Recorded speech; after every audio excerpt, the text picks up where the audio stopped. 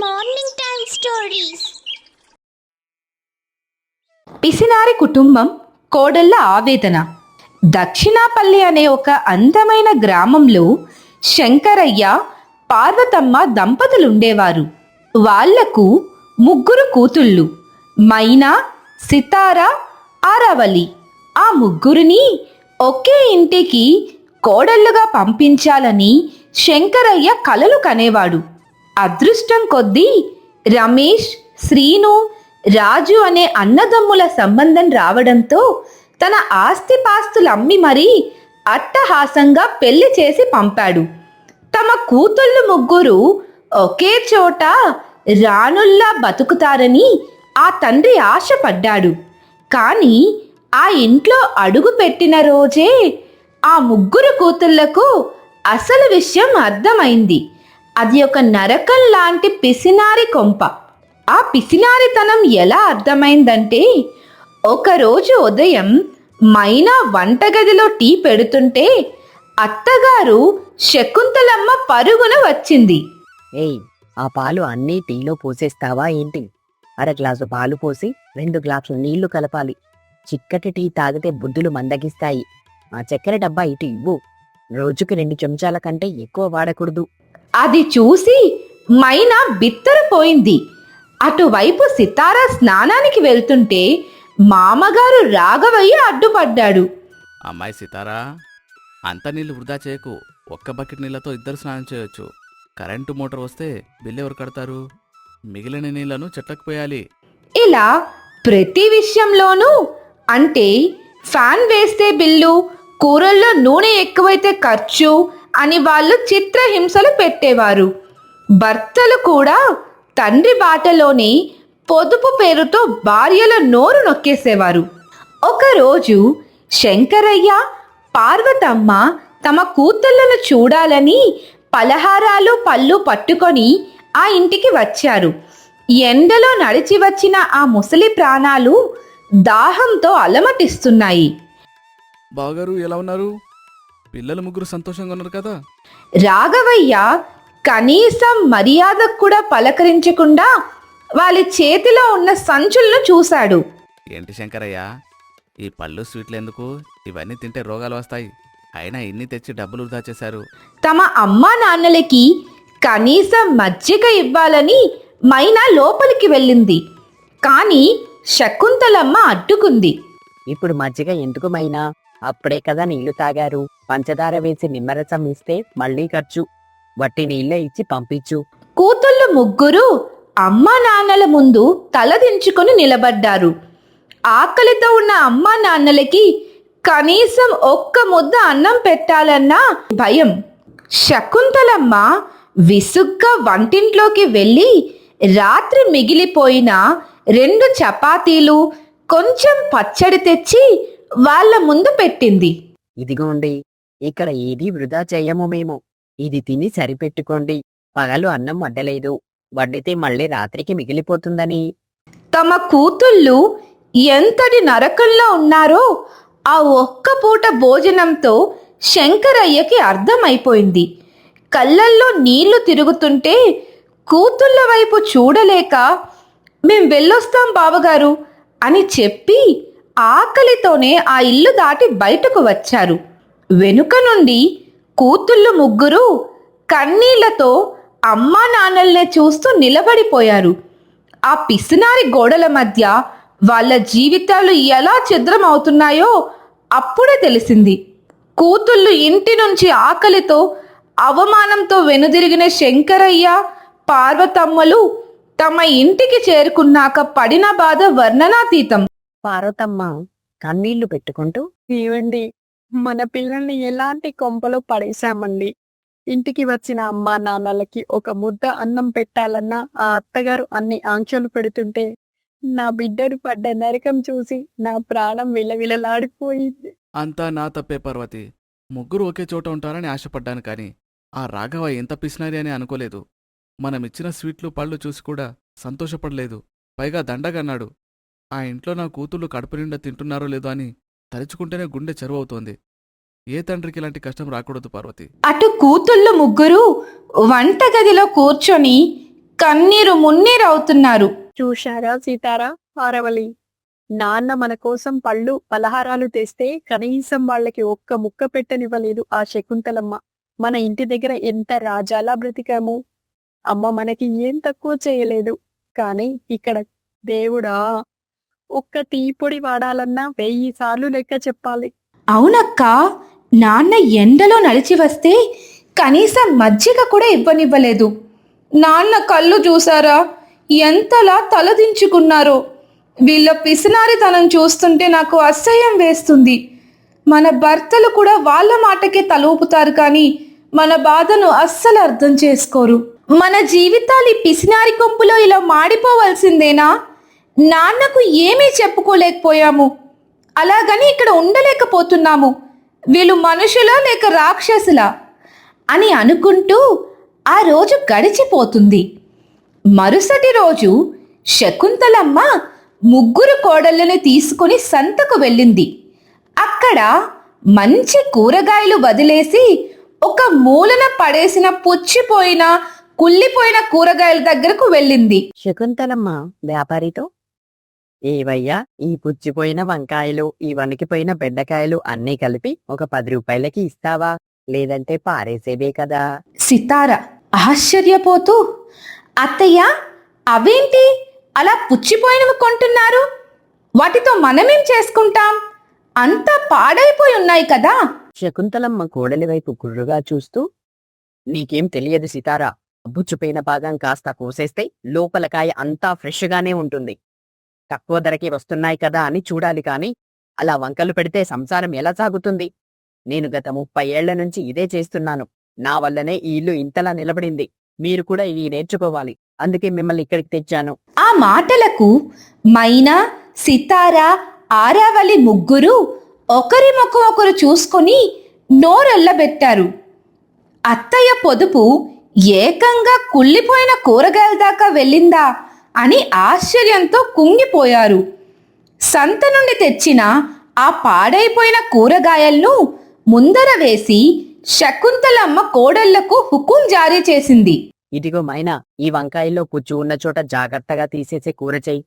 ఆ బెండకాయలు కొంచెం ముదిరినా పర్వాలేదు, సన్నగా తరిగితే ఉడికిపోతాయి.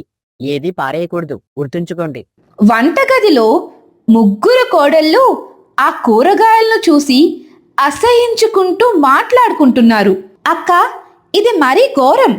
ఈ వంకాయ సగటు కంటే ఎక్కువ పుచ్చే ఉంది. ఇది తింటే మన ఆరోగ్యం ఏమవ్వాలి? చుట్టూ ఉన్నవాళ్ళు పారేసేవి మనం వండుకొని తినాలా? తప్పదు ఆరావలి, అత్తగారు అక్కడే నిలబడి చూస్తున్నారు. మనం ఎదురు తిరిగితే మళ్ళీ మామయ్య గారు, మన భర్తలు వచ్చి క్లాసులు తీసుకుంటారు. ప్రస్తుతానికి వండేద్దాం. ఆ రాత్రి భోజనాల దగ్గర రచ్చ మొదలైంది.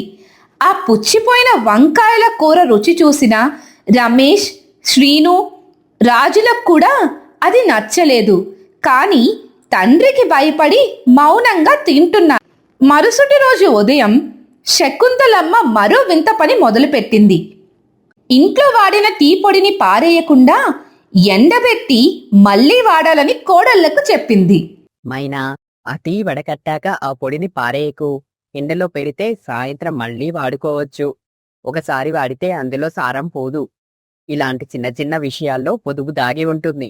ఈ మాట విన్న ఆరావళికి ఓపిక నశించింది. అత్తయ్య గారు, తాగే టీలో కూడా ఇంత పిసినారితనమా? రేపు పొద్దున్న మేం వండిన అన్నం మిగిలిపోతే అది కూడా ఎండబెట్టి వడియాలు పెడతారా ఏంటి? మనుషులం తింటున్నామా లేక జంతువులమా? కోపంగా, నోరు ఉయ్.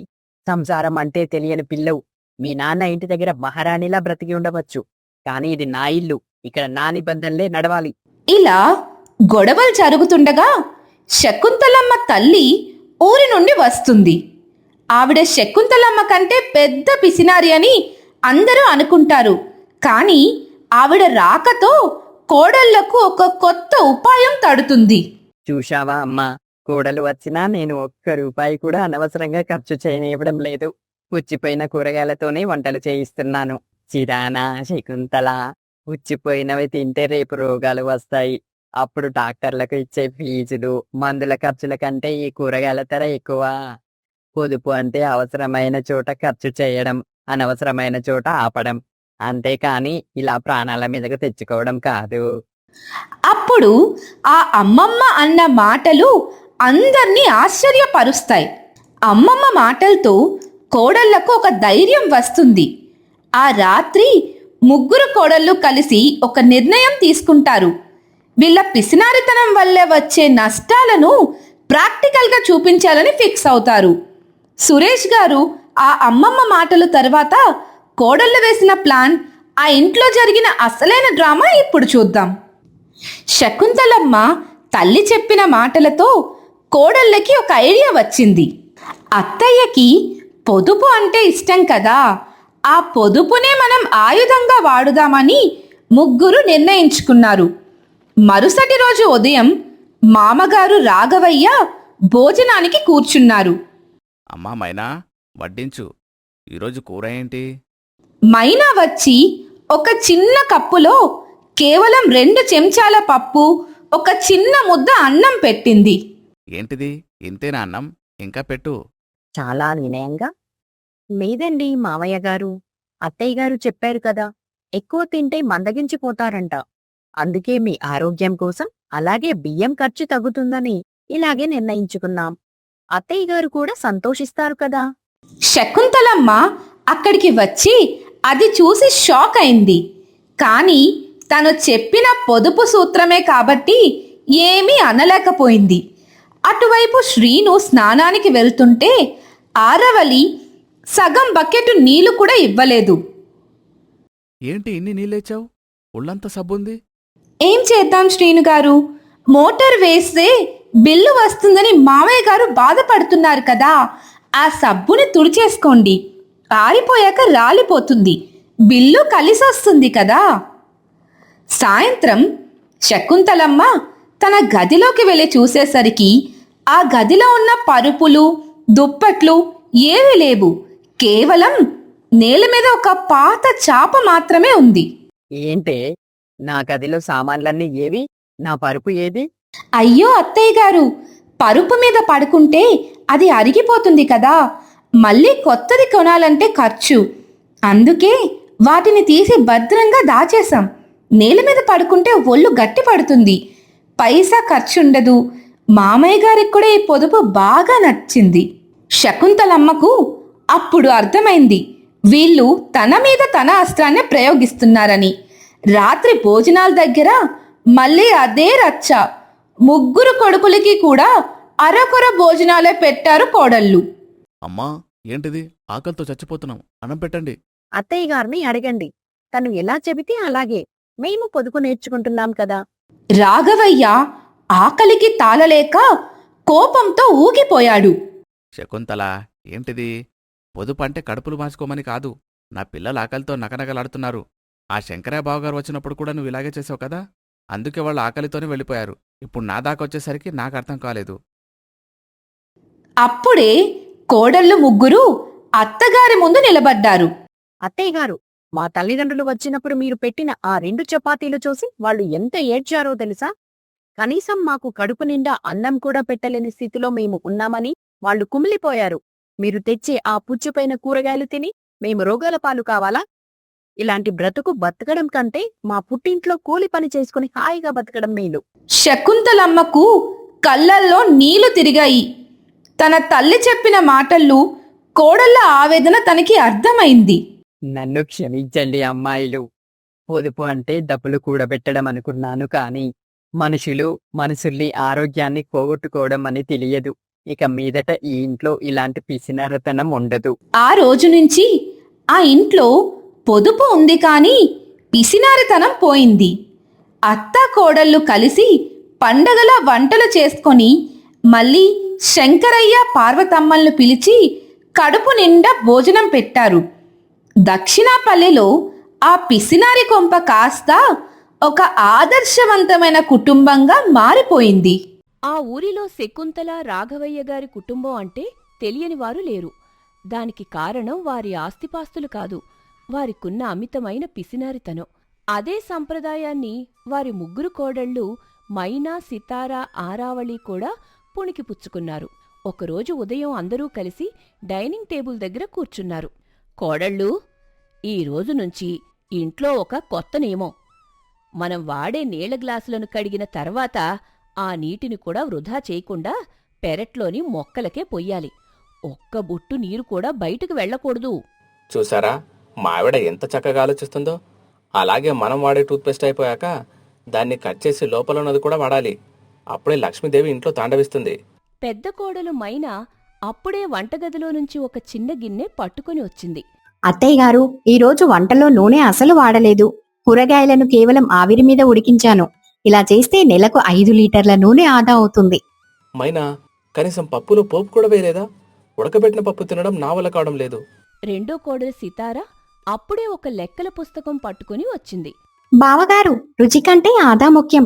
ఈ నెల కరెంటు బిల్లు 10 రూపాయలు తక్కువ రావాలని నేను రాత్రిపూట హాల్లో లైట్లు తీసేసి క్రొవ్వొత్తి వెలిగిస్తున్నాను. ఆ క్రొవ్వొత్తి కూడా సగం అయ్యాక ఆపేస్తున్నాను. సితారా, చీకట్లో సరిగ్గా కనిపించక నేను నిన్న గోడకు తగిలి పడిపోయాను తెలుసా. ఆస్పత్రి ఖర్చు కంటే కరెంటు బిల్లే తక్కువగా ఉండేది. అప్పుడే మూడో కోడలు ఆరావళి చేతిలో ఒక చిన్న సంచి పట్టుకుని వచ్చింది. మీరింకా చిన్న చిన్న విషయాల్లోనే ఉన్నారు. నేనీరోజు సంతకు వెళ్ళినప్పుడు కూరగాయలు కొన్నాక వాడి దగ్గర కొత్తిమీర కరివేపాకు ఉచితంగా తీసుకోవడమే కాకుండా వాడి త్రాసులో కాస్త బరువు తక్కువ ఉందని గొడవపడి మరీ 2 వంకాయలు ఎక్స్ట్రా తీసుకొచ్చాను. అరావళి, నీ తెలివితేటలు చూస్తుంటే నాకు ముచ్చటేస్తోంది. నువ్వు భార్యవైనందుకు నాకు చాలా గర్వంగా ఉంది. చూసావా శకుంతల, మన కోడళ్ళు మనకంటే ఒక అడుగు ముందే ఉన్నారు. ఇలాగే చేస్తే వచ్చే 5 ఏళ్లలో మనం ఊర్లోనే అతిపెద్ద ధనవంతులవుతాం. ఇలా ఆ ఇంట్లో ప్రతి పైసా కోసం జరిగే యుద్ధాలు, వింత వింత పొదుపు మార్గాలు చూస్తుంటే ఊరి జనం అందరూ ఆశ్చర్యపోతూ ఉంటారు. ఒకరోజు మధ్యాహ్నం మండుటెండలో అందరూ హాల్లో కూర్చొని ఫ్యాన్ వేస్తే కరెంటు బిల్లు వస్తుందని అందరూ చేతి విసనకర్రలతో విసురుకుంటున్నారు.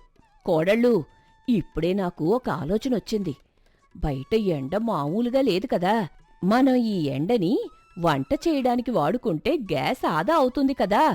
పెద్ద కోడలు మైనా గబగబా డాబా మీదకు వెళ్లి కొన్ని స్టీలు గిన్నెల్లో పప్పు నీళ్లు పోసి ఎండలో పెట్టి వచ్చింది. అత్తయ్య గారు, మీరు చెప్పింది అద్భుతం. సాయంత్రంలోపు పప్పు సగం ఉడికిపోతుంది. ఆ తర్వాత ఒక్క నిమిషం పొయ్యి మీద పెడితే చాలు. గ్యాస్ అస్సలు ఖర్చు అవ్వదు.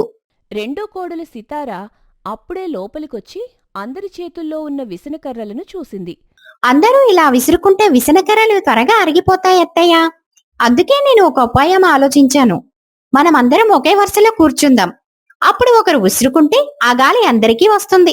ఇలా చేస్తే శ్రమ తగ్గుతుంది, కర్రలు కూడా పాడవవు. సీతారా, నీ తెలివితేటలు చూస్తుంటే పిసినారితనంలో నువ్వు పిహెచ్డీ చేసినట్టున్నావు.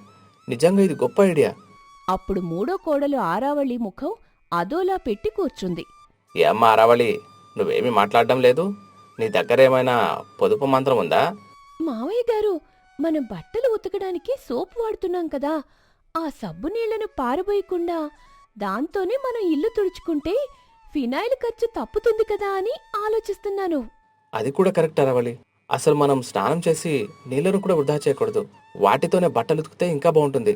ముగ్గురు కొడుకులు రమేష్, శ్రీను, రాజు తమ భార్యల పొదుపు పద్ధతులకు మురిసిపోతున్నారు.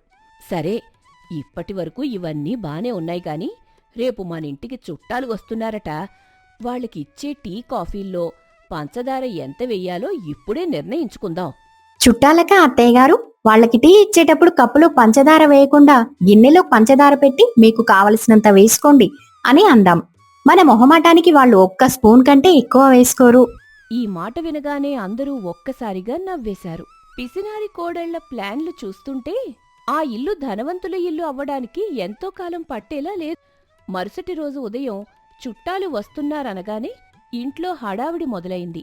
శకుంతల, రాఘవయ్య తమ కోడళ్లను పిలిచి, కోడళ్ళు, చుట్టాలొస్తున్నారు కదా అని మనం పాత పద్ధతులు మర్చిపోకూడదు.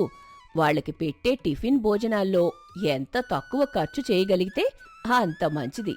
అవును, వాళ్ళొచ్చి వెళ్ళాక మన బీరువాలో పైసా కూడా తగ్గకూడదు. ఆ దిశగా మీ ప్లాన్లేంటో చెప్పండి.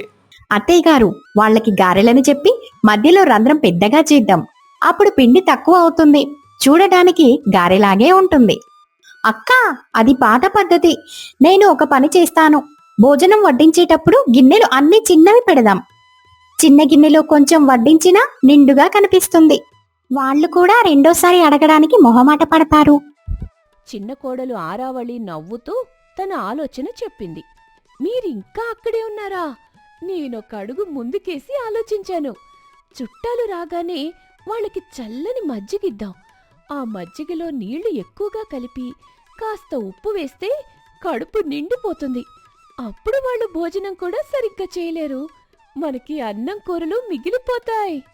ఈ ప్లాన్లు వినగానే కొడుకులు రమేష్, శ్రీను, రాజు ఆశ్చర్యపోయారు. మైనా, నువ్వు గారెల్లో రంధ్రం పెద్దగా చేస్తానంటున్నావు కానీ ఆ రంధ్రం చూసి చుట్టాలు మనల్ని ఎగతాళి చేయరు కదా? ఏం కాదులే అన్నయ్య, గాలి ఎక్కువగా ఉంటే అరుగుదల బాగుంటుందని చెప్దాం. అప్పుడే చుట్టాలు రానే వచ్చారు. వాళ్ళు రాగానే ఆరావళి ప్లాన్ ప్రకారం పలచటి మజ్జిగ గ్లాసులతో వెళ్ళింది. ఏంటో మా రవళి, మజ్జిగలో వెన్ను కూడా తీసేసినట్టున్నారు, నీళ్ళలా ఉన్నాయి. అయ్యో బాబాయ్ గారు, ఈ ఎండలకి చిక్కటి మజ్జిగ తాగితే మత్తొస్తుంది. అందుకే పల్చగా చేశాను. ఇది ఆరోగ్యానికి చాలా మంచిది. భోజనాల దగ్గర సితార పెట్టిన చిన్న గిన్నెలు చూసి చుట్టాలు ఒకరి ముఖం ఒకరు చూసుకున్నారు. కాని రాఘవయ్య, శకుంతల మాత్రం తమ కోడళ్ల తెలివితేటలకు మురిసిపోతూ కూర్చున్నారు. ఆ సాయంత్రం చుట్టాలు వెళ్ళిపోయాక ఇంట్లో మిగిలిన వస్తువులను చూసి అందరూ పండుగ చేసుకున్నారు. ఆ సాయంత్రం చుట్టాలు వెళ్ళిపోయిన తర్వాత ఇంట్లో మిగిలిన వస్తువులను చూసి శకుంతల, రాఘవయ్య ఎంతో మురిసిపోయారు. కాని ఆ పిసినారితనం అక్కడితో ఆగలేదు. కోడళ్ళు, చుట్టాలు వెళ్లారు సరే, కాని వాళ్ళు వాడిన సబ్బు బిళ్ళలు చూశారా? ఇంకా సగం మిగిలే ఉన్నాయి. వాటిని పారేయకండి. అత్తయ్య గారు, నేను ముందే ఆలోచించాను. ఆ చిన్న చిన్న సబ్బు ముక్కలన్నింటినీ కలిపి వేడి నీళ్లలో వేసి కరిగించి ఒక కొత్త సబ్బును తయారు చేస్తాను. ఇలా చేస్తే మనకు ఈ నెల సబ్బుల ఖర్చు ఉండదు. శబాష్, ఎంత చక్కని ఆలోచన. మరి ఆ చుట్టాలు తెచ్చిన పళ్ళబుట్ట సంగతి ఏంటి? మావయ్య గారు, ఆ పళ్లలో కొన్ని కొంచెం నలిగిపోయాయి. వాటిని పడేయకుండా నేను వాటితో జామ్ తయారు చేస్తాను. రేపు పొద్దున్న టిఫిన్లోకి కూర చేసే అవసరం ఉండదు. ఆ జామ్తోనే కానిచ్చేయొచ్చు. అప్పుడు ఆరావళి మెల్లగా గదిలోకి వెళ్లి ఒక పాత క్యాలెండర్ పట్టుకునొచ్చింది.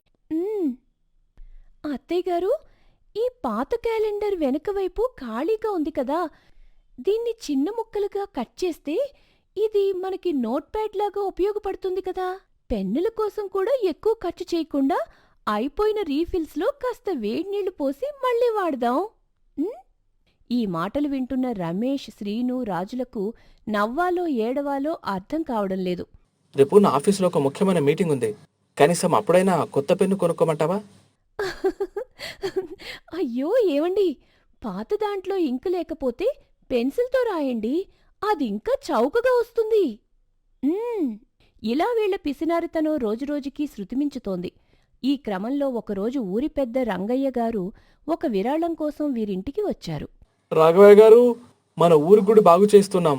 మీ వంతు ఒక 10,000 రూపాయలు విరాళం ఇస్తే బాగుంటుంది. ఈ మాట వినగానే శకుంతల, కోడళ్ళు అందరూ ఒక్కసారిగా షాక్ అయ్యారు. 10,000 రూపాయలా అని వారి గుండె ఆగినంత పనయింది. మైనా, సితారా, ఆరావళి, రండి, దీనికేదైనా ప్లాన్ ఆలోచించండి. మన దగ్గరనుంచి పైసా బయటికెళ్లకూడదు. ఊరి పెద్ద రంగయ్య గారు 10,000 రూపాయలు విరాళం అనగానే ఆ ఇంట్లో అందరికీ చెమటలు పట్టాయి. శకుంతల సైగ చేయగానే ముగ్గురు కోడళ్ళు రంగంలోకి దిగారు. అవును బాబాయ్ గారు, కావాలంటే మా ఇంట్లో పాత క్యాలెండర్లతో చేసిన నోట్ ప్యాడ్లు ఉన్నాయి. అవి ఇస్తాం.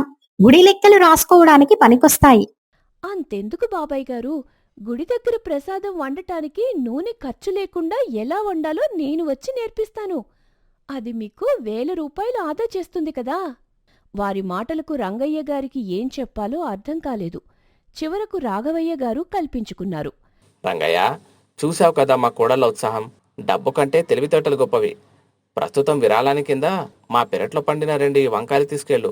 రంగయ్య గారు ఆ వంకాయలను చూసి విస్తుపోయి, మీ పిసినారితనం తగలయ్యా అని తిట్టుకుంటూ అక్కడినుంచి వెళ్ళిపోయారు.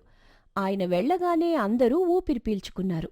శభాష్ కోడళ్ళు, 10,000 రూపాయలను 2 వంకాయలతో సరిపెట్టారు. మీరు నిజంగా ఈ ఇంటిని కాపాడే కవచాలు.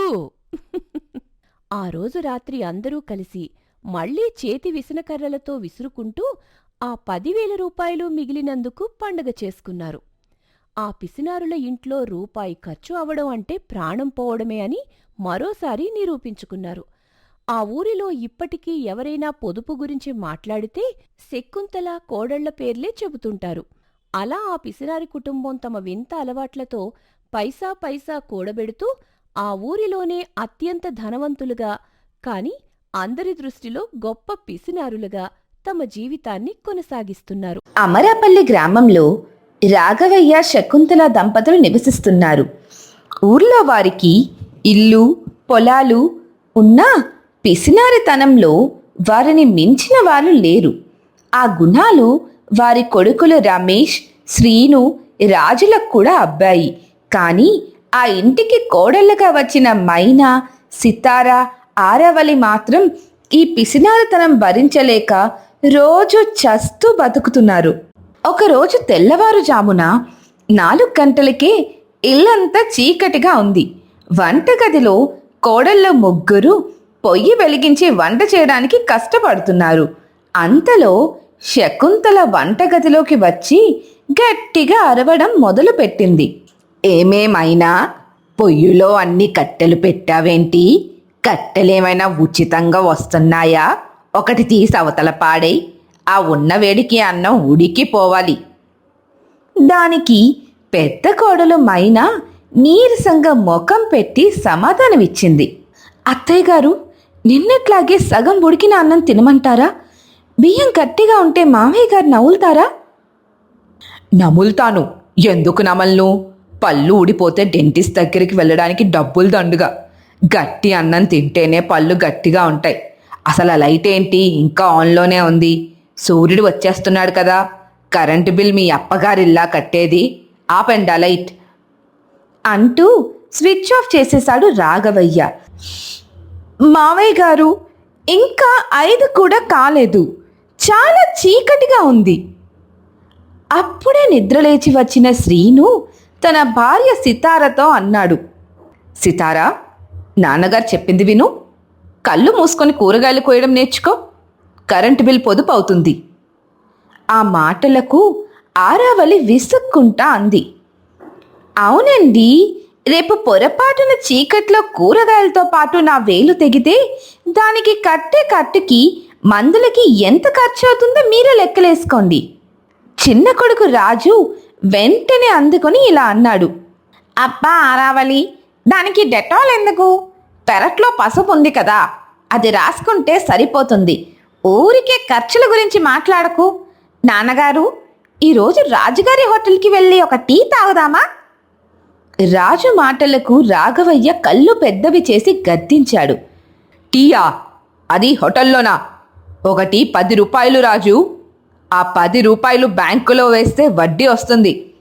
శకుంతల, ఇంట్లో టీ పొడి వేడి చేసి నీళ్ళల్లో వేసి పాలు లేకుండా డికాషన్ ఇవ్వందరికీ. పెద్ద కొడుకు రమేష్ తండ్రి మాటలకు తలాడిస్తూ అన్నాడు. కరెక్ట్ నాన్నగారు, పాలు తాగితే కొలెస్ట్రాల్ పెరుగుతుంది. ఆరోగ్యానికి డికాషనే మంచిది. అలా అందరూ పాలు లేని డికాషన్ తాగి తెల్లవారగానే రాఘవయ్య ఇంటి అరుగు మీద కూర్చున్నాడు. అదే సమయానికి పొరుగున ఉండే కాంతమ్మ ఆ దారిలో వెళ్తూ ఆగి మాట కలిపింది. ఏమండి రాఘవయ్య గారు, మీ పెద్ద కోడలు మైనా నిన్న బావి దగ్గర నీళ్లు తోడుతుంటే చూశాను. తాడు తెగిపోయిందంట కదా, కొత్త తాడు కొనలేదా ఇంకా? రాఘవయ్య నవ్వుతూ గర్వంగా జవాబిచ్చాడు.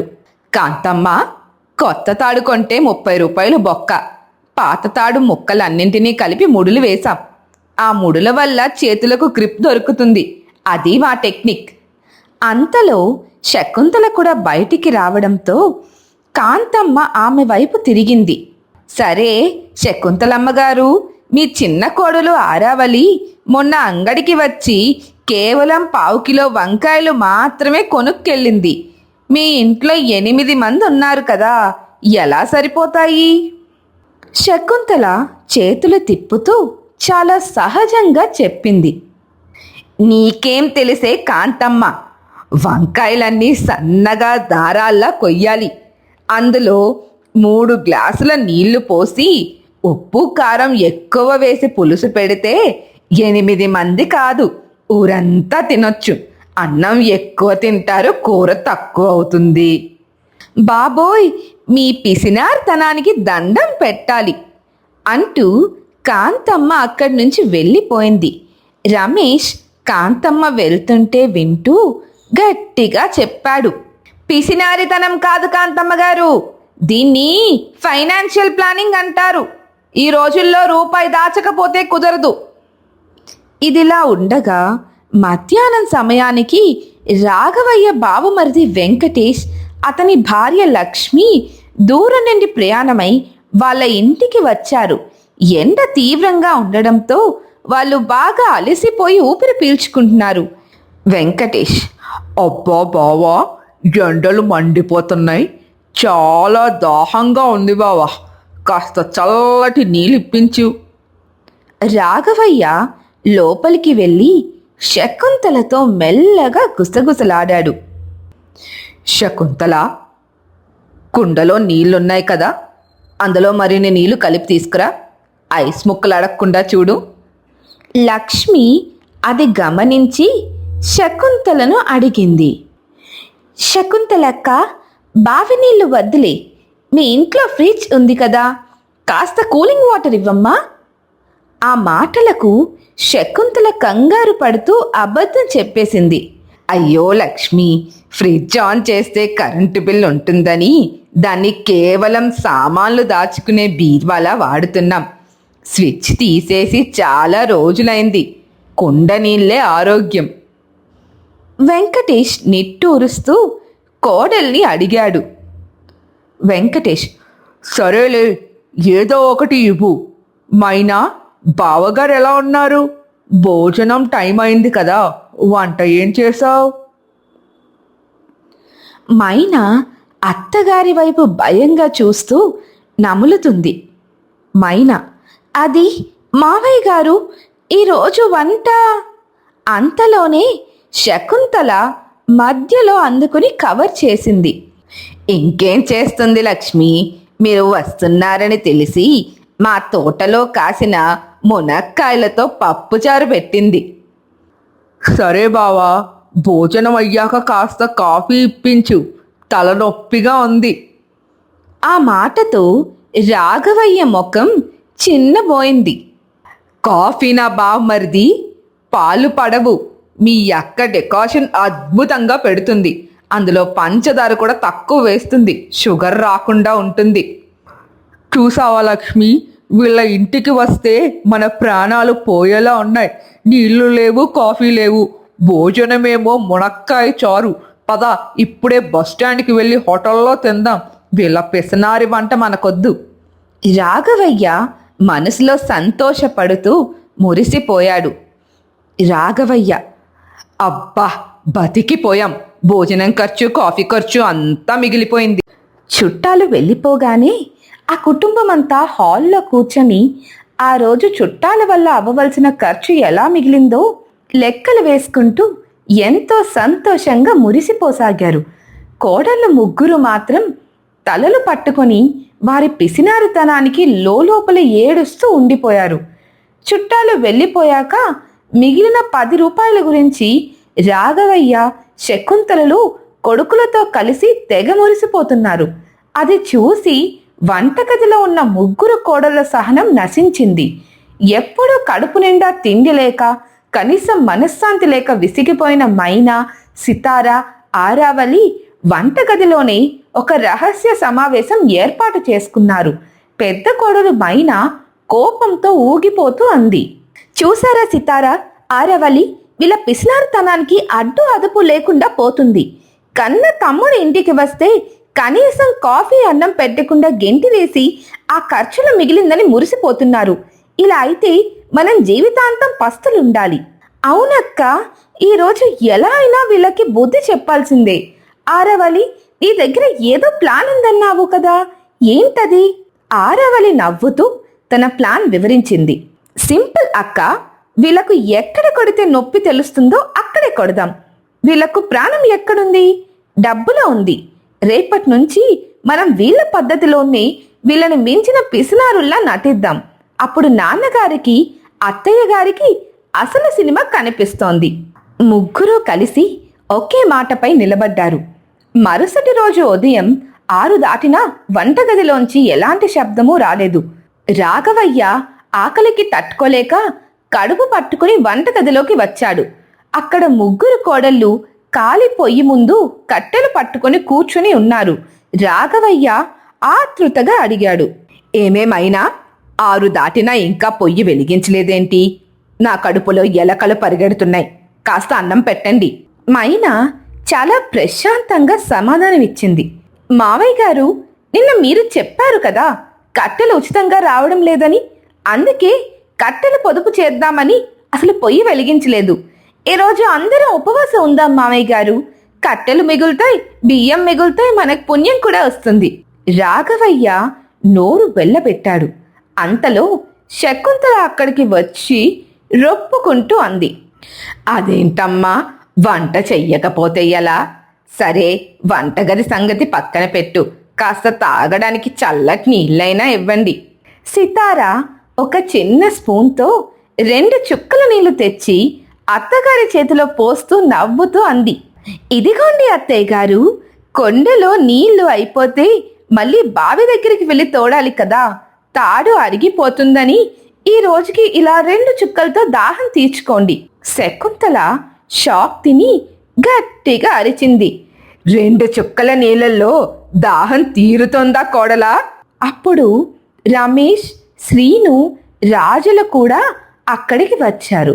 రమేష్ కోపంగా అన్నాడు, ఏంటి అక్కడి గొడవ? ఆకలి వేస్తోంది, మాకు కనీసం ఆ పాలు లేని డికాషన్ అయినా ఇవ్వండి. ఆరావళి ఖాళీ గిన్నె చూపిస్తూ సమాధానమిచ్చింది, డికాషనా? నిన్న కాంతమ్మ గారు చెప్పారు కదా మా ఇంట్లో ఫైనాన్షియల్ ప్లానింగ్ బాగుంటుందని, అందుకే టీ పొడి, పంచదార ఖర్చు కూడా తగ్గించేద్దామని ఈ రోజు నుంచి కేవలం వేడి నీళ్ళే ఇద్దామని ఫిక్స్ అయ్యాం. కానీ ఆగండి, నీళ్లు వేడి చేయాలన్నా కట్టెలు ఖర్చు అవుతున్నాయి కదా, అందుకే చల్లటి నీళ్ళే తాగేయండి. చిన్న కొడుకు రాజు తల పట్టుకొని కంగారుగా అన్నాడు, బాబోయ్, చల్లటి నీళ్లు తాగి ఆఫీస్కి ఎలా వెళ్తాము? నాన్నగారు, వీరేంటి మనల్ని మించిపోతున్నారు? శ్రీను తన భార్య సితార వైపు చూస్తూ బ్రతిమాలుతున్నట్టు అన్నాడు. సితార జోకులాపి కాస్త అన్నం పెట్టొచ్చు కదా. సితార గట్టిగా సమాధానమిచ్చింది, జోకులు కాదండి, ఫైనాన్షియల్ ప్లానింగ్. మీరే కదా చెప్పారు రూపాయి దాచకపోతే కుదరదని. ఈ రోజు నుంచి ఇంట్లో వంట బంద్. ఎవరికైనా ఆకలి వేస్తే బయట రాజుగారి హోటల్కి వెళ్ళి ఒక్కొక్కరు 50 రూపాయలు పెట్టు టిఫిన్ తినేసి రండి. ఆ మాట వినగానే రాఘవయ్యకు గుండె ఆగినంత పని అయింది. 50 రూపాయలా? ఒక్కొక్కడికి 50 అంటే 5గురికి ఎంతవుతుంది? శకుంతల, నా తల తిరుగుతోంది. శకుంతలకు అప్పుడు అసలు విషయం అర్థమైంది. కోడళ్ళు ముగ్గురు కలిసి తమ పిసినారితనానికి అర్థం పడుతున్నారని గ్రహించింది. ఏవండి, ఇప్పటికైనా కళ్ళు తెరవండి. మనం చేసిన పిసినారితనమే ఈరోజు మనల్ని పస్తులుంచేలా చేస్తుంది. కోడల్లారా, మమ్మల్ని క్షమించండి అమ్మా. ఇకపై ఈ ఇంట్లో తిండికి నీళ్లకు ఎలాంటి పొదుపులు ఉండవు. కడుపు నిండా వండుకొని తిందాం. చుట్టాలు వస్తే మర్యాద చేద్దాం. దయచేసి పొయ్యి వెలిగించండి. రాఘవయ్య కూడా తలాడిస్తూ దీనంగా అన్నాడు, అవునమ్మా, వంకాయలు దారాల్లా కొయ్యొద్దు, ముక్కలుగానే కొయ్యండి. కొత్త బావితాడు నేనే ఇప్పుడే వెళ్ళి కొనుక్కొస్తాను. కరెంటు బిల్ వస్తే నేనే కడతాను. పొయ్యి వెలిగించండమ్మా. ముగ్గురు కోడళ్ళు ఒకరినొకరు చూసుకొని గెలుపు నవ్వు నవ్వారు. మైనా వెంటనే పొయ్యి వెలిగించి కమ్మటి వంట చేయడం మొదలుపెట్టింది. అప్పట్నుండి ఆ పిసినారి కుటుంబమంతా కలిసి పిసినారితనాన్ని వదిలేసి సంతోషంగా కడుపు నిండా తింటూ ఆనందంగా జీవిస్తున్నారు.